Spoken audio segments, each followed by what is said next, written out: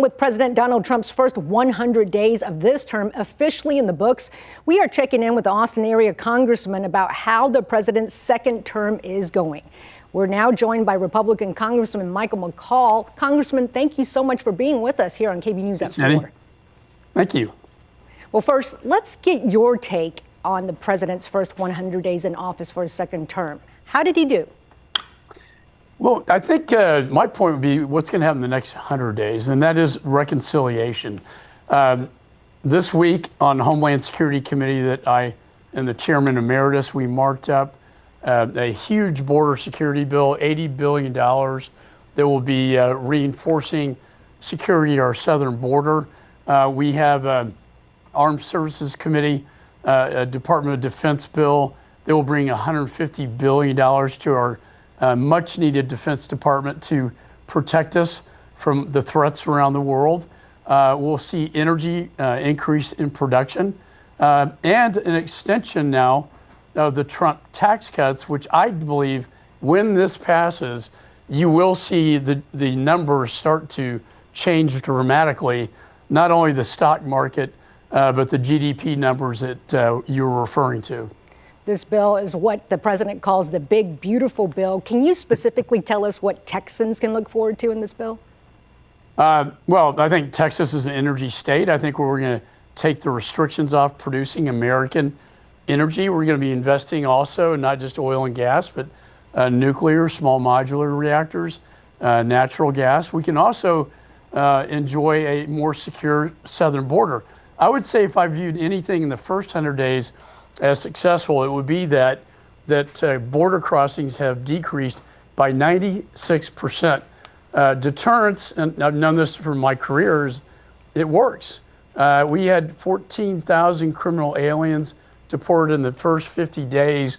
And so you're not seeing this wave of aggravated felons and criminal aliens, and hopefully fentanyl is coming in.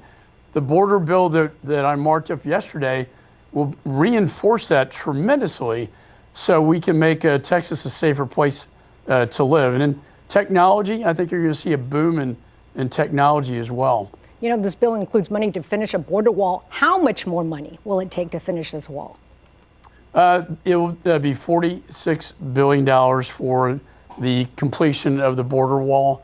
But there's also a lot of money that goes into technology, aviation assets, equipment that can detect fentanyls, for instance, coming across the border. There's some really amazing advanced technology out there. But we're also hiring thousands of new Border Patrol agents and Customs and Border Patrol agents to really help secure this border that, quite honestly, Jenny, the state of Texas, and I talked to Governor Abbott just yesterday, has borne the cost of this, has borne the burden of a wide open border. We're not going to have that anymore. And I hope we can get some money back to Texas for all the expenses they had to bear, the costs that the governor had to go through to secure Texans. Now, that's a good point. Now, Governor Abbott has called on Congress to reimburse Texas for what the state has spent at the border. What is that, $11 billion? What have you done to help Texas get that money back? We're working intensely on this. I hope that when the bill comes to the floor, I'm working with my leadership, the Speaker, and the White House to make sure that Texas gets the money it deserves.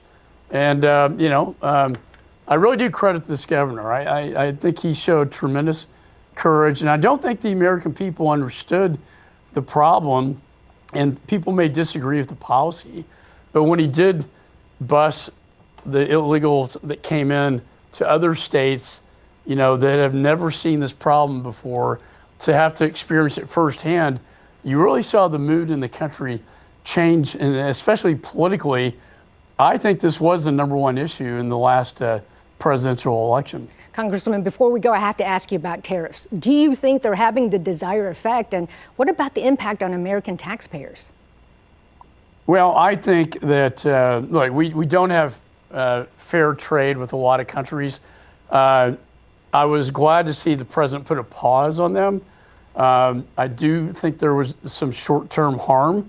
Everybody's got a 401k, the stock market. Mm-hmm. It's got to be done strategically with a scalpel and not a sledgehammer.